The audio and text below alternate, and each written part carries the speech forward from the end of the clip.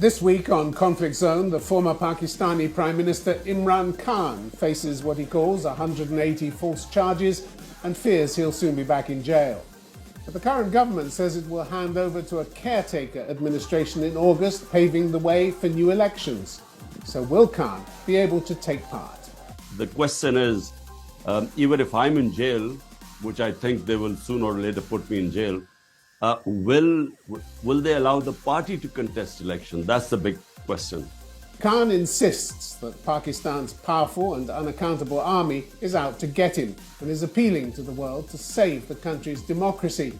But what kind of democratic record does he have? He was roundly criticised by human rights groups when he was in office. How does he respond now to their charges? And why has he been so soft on the Taliban?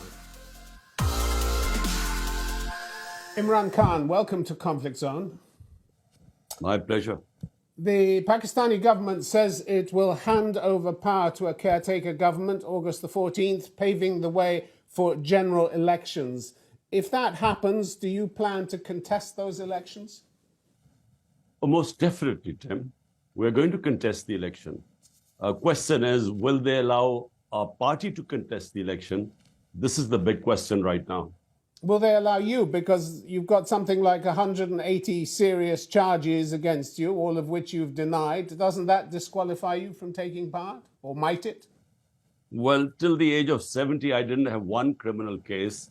And in the last few months, I have almost 180. But it's just not just that. My entire party leadership is underground or in jail. And about 10,000 of our workers are in jail right now. So there's a total crackdown on my party. So the question is, even if I'm in jail, which I think they will sooner or later put me in jail, will they allow the party to contest election? That's the big question. And if they don't, you've already suggested that you might start a new party. Is there time for that? Well, we are speaking to our lawyers. I mean, there's no way they can ban a political party which has over 70% rating, public approval in the country. So we're just working out what are the tactics they'll use to ban the party, and then what options have we got after that? Do you foresee a peaceful or a violent campaign? I don't see violence because, elections is something the whole country is waiting for. The vast majority of people are waiting for elections in this country. And so in a way that will let the steam off. But if the other worry is that they might go against the Constitution and delay the elections because of fear of losing. On 14th of May this year, the Supreme Court, according to the Constitution, had announced the elections of Punjab, which is 60% of Pakistan, but the government refused. So because of fear of losing. So we're still not sure whether they will go ahead with elections.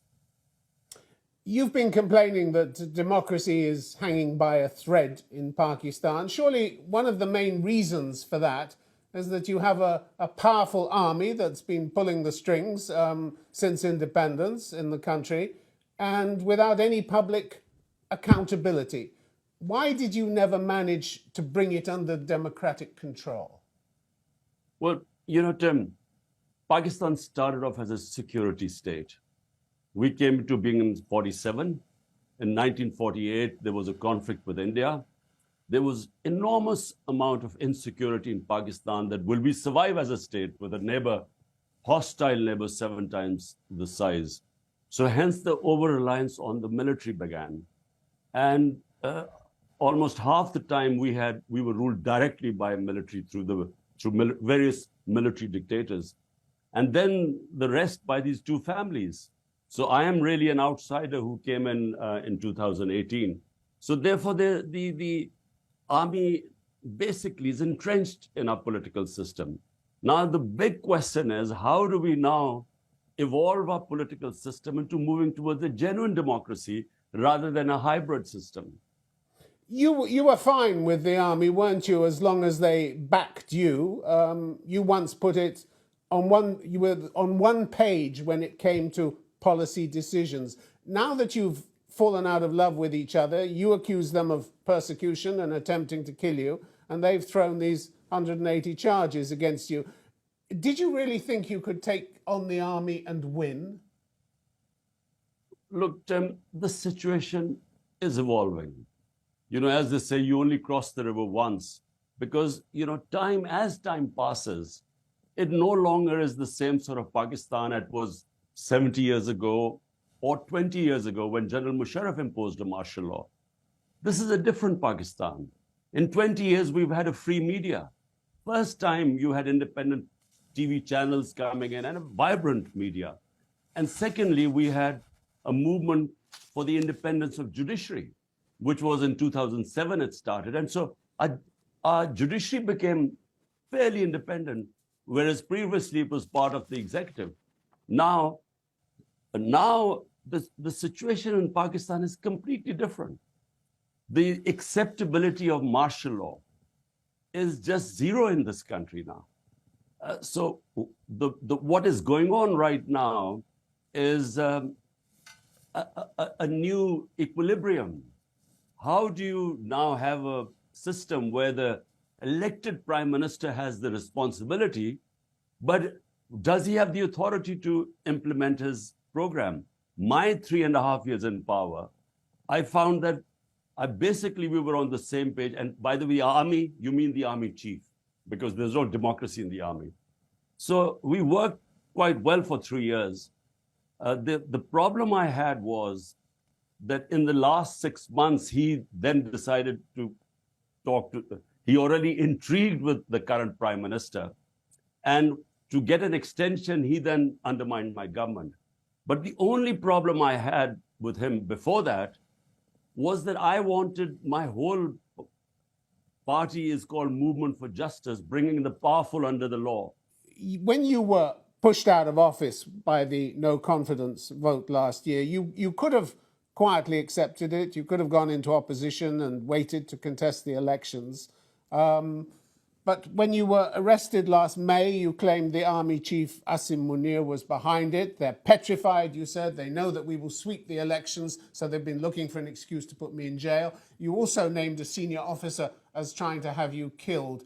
In a way, you were asking for trouble, weren't you? You must have known that at the time. Well, firstly, you know, I might, if it was a normal vote of no confidence, I would have accepted it. The problem was that in this case, there was a lot of money, money exchanged hands, and the army chief intrigued, used the intelligence agencies, to bring our government down. Now, I still would have accepted it. But I had started my politics 27 years ago against these two corrupt families. Both of them have massive corruption cases against them. In fact, Zardari was put into jail by Nawaz Sharif for corruption. The cases against Nawaz Sharif were from Asif Zardari. Both were termed by the military establishment as corrupt. So what I objected was that after all this 27 years of struggle, they were imposing the same crooks on us again. And that's why I went into the public. And by the way, no disruption. I just did public rallies telling the public that, look, this is, we are not sheep. I mean, they cannot impose these crooks on us and expect that like dumb sheep, we would just accept this injustice. And that's what happened. The people responded.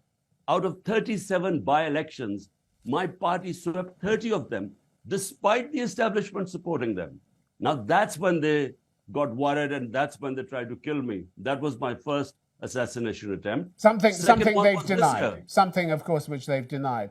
Mr. Khan, you claim to want democracy in Pakistan, but many of your actions don't seem to bear that out. You rejected the results of the 2013 elections that brought Nawaz Sharif to power. And when his government rebuffed your demand to stand down or hold new elections, you threatened to storm his house. How democratic was that? Tim, look, in 2013, the elections were rigged. The establishment then joined hands with Nawaz Sharif and rigged the elections. All we asked them was that there were 133 petitions in the about the federal government. We said, just have 4 random ones. just have an audit done, and if there's no rigging, we will accept it. So look, they in refuse. August 2014, your activists, alongside those of a hardline Islamist preacher, Tahir al-Qadri, attacked the parliament and other government buildings. At least 3 people were killed and hundreds injured. And you fanned the flames of violence when talks failed. What did that have to do with democracy? This is not true. Let me tell you exactly what happened. We asked for 4 constituencies to be opened up out of 133 which were challenged. They refused. We did a protest, and we did a protest for 126 days, Tim. Nothing happened except for one day. Nothing happened. These were the most peaceful protests. Our right, just asking them to do a check on the elections. It actually went into the Supreme Court then. But it was never violent. The one night that was violent was, unfortunately, another party also joined us in the protest. And so, something happened one night and there was shelling and so on. But You that's told- out you of told the crowd- 126 days. You told the crowd, I'm prepared to die here. You said, I've learned that government plans a major crackdown against us tonight. I'm here till my last breath. It's almost as if you wanted a punch-up. No. This is right. What are you talking about right now? What's happened? I mean, it's completely different what's happening right now. Or are you talking about 19? I was talking about 2014. I was talking about 2014, the mob in Islamabad. I mean, what happened was, I mean, I could go into details. I mean, they tried to disrupt our peaceful protest, and they tried to remove us from there. And then there was tear gas and so on, and trying to scare us away. And so we resisted that. But I mean, the fact is, in my 27 years, I have always urged everyone to remain within the Constitution and exercise our right for peaceful protest. And that's what it was. 126 days. Only one day there was this tear gas shelling, and when there were, sadly, a few casualties, 3 or 4 people died. Why not control your supporters instead of stoking the violence? What we saw this year, May this year, your arrest by paramilitary troops at the Islamabad High Court. This led to protests and rioting by your supporters across the country, as well as vandalism against military installations. At least 8 people died, probably many more. What did they die for? What did they die for? A classic case of blame the victim. What happened on the 9th of May? I was sitting inside the Islamabad High Court. There was no warrant against me for arrest. While I was sitting there, filling in the forms, there was an attack by not just rangers, but commandos. Commandos came in, and this is visible everywhere. They came in, they broke through that registry office I was sitting in. They beat up everyone. My lawyers were beaten up. The staff was beaten up. I was hit on my head, and they dragged me out like a criminal. And when these images went out, there was obviously going to be a reaction. Did you call for calm? Did you call for calm? Just completing. Bear in mind, the Supreme Court then passed a verdict that my arrest was not arrest, abduction was unconstitutional and unlawful. So I was the victim of this. And the way they treated me and the reaction to that, there was always going to be a reaction. I mean, imagine the head of the biggest party being treated like a terrorist. So there was going to be a reaction. But the question is, who ordered it? Who ordered that unlawful, unconstitutional act? The question is also the question is also whether you tried to stop it. Mr. Khan, you're often declared commitment. Tim, hold on. Tim, hold on. I was in jail for 4 days. How was I supposed to stop? I didn't even know what was going on. When they produced me in front of the Supreme Court Chief Justice, that's the first I found out about the violence. And I condemned it immediately. Mr. Khan, your often declared commitment to democracy doesn't seem to have been appreciated by everybody when you were in power. In 2021, your last full year in office, Human Rights Watch says your government stepped up its efforts to control the media and curtail dissent. Authorities harassed and at times detained journalists and other members of civil society for criticising government officials and policies, it said. Are you proud of that? I wish they would give me specific incidents. We have investigated.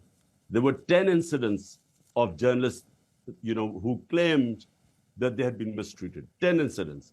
My party was only responsible for one of them, my government, which immediately we remedied. 3 or 4 of them related to the security forces. We were coming out of the war on terror, and they then thought that these guys were overstepping and the troops were vulnerable and so on. Nothing to do with my government. You cannot compare, Tim, what is going on right now. Our best journalists hounded out of the country, murdered. Four of our top journalists have run out of the country. Our other journalist, who is the highest viewership on YouTube, has been abducted for 2 months. His family doesn't know where he is. All media is controlled today. My name is not allowed to be mentioned on television. Mr. Khan, can we stay with your record? Not even during martial law is there such sort of media clampdown. Can we stay with your record? Because still in 2021, Human Rights Watch said the authorities expanded their use of draconian sedition and counter-terrorism laws to stifle dissent and strictly regulate civil society groups critical of government actions. Authorities also cracked down on members or supporters of opposition political parties. In their view, you ran a pretty nasty government, didn't you? Or did Human Rights Watch just make all this up? I wish they would give some specific examples, because I can tell you, my time was liberal. Judiciary was never interfered with. The police was never told to victimize people. 10,000 workers of mine are in jail today. Entire senior leadership is in jail. And you name me the number of times the opposition did protest. Not once did we try and stop them. They have never even allowed us to do one peaceful protest. And the draconian crackdown, listen, Tim, this has never happened in our history. People are being picked up in the middle of the night. Houses are broken in. Houses are robbed by the police. The reign of terror right now, even in General Musharraf's martial law, it was liberal compared to what is happening right now. In 2021, your own Human Rights Commission, Pakistan's own Human Rights Commission, was scathing about what it called your government's deliberate attempts to malign numerous human rights defenders and journalists. The government's increasingly authoritarian tendencies provide, it said, no room for consensus building between the state and civil society. Did they get it wrong as well? Were they making up the stories? Are they biased? What is it? Tim, look, I never claimed that, there was this nirvana of this great democracy immediately we installed in our 3.5 years. Bear in mind that in the last 60 years, half the time was military dictators and half the time these two families. So my government, this was the first time we were in power. And I can tell you, if you look at our record in terms of victimizing the opponents, 95% of the case against all political opponents were inherited by us, not initiated by us. And merely we were trying to pursue the same cases which we inherited. There was no victimization. The opposition could do any rallies. There were 3 long marches to Islamabad. Not one case was registered against them. There are 180 cases against me, most of them terrorism cases. There are 2 murder cases.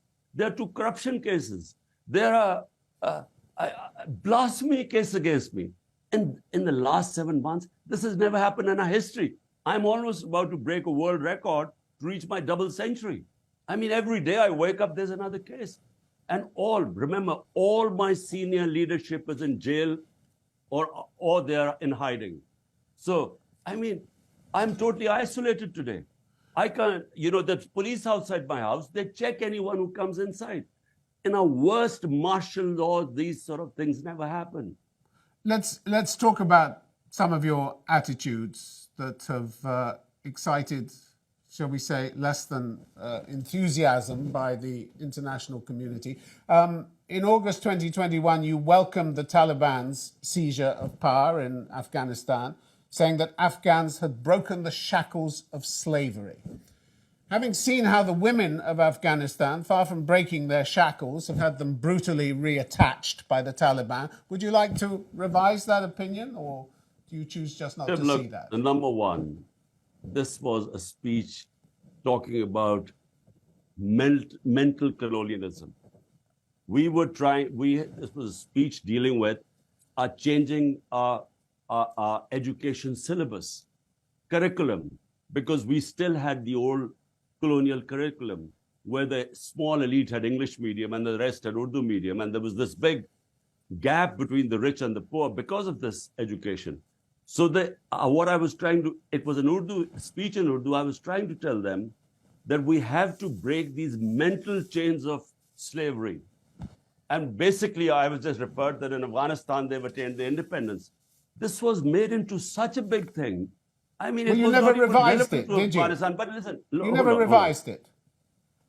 I'm giving you a chance to revise your opinion of the Taliban, who whipped and beat women when they demonstrated for their rights. Whipped and beat them. Firstly, Tim, so let's get the facts right. Against the British in the 19th century, the Afghans got their freedom when the British left.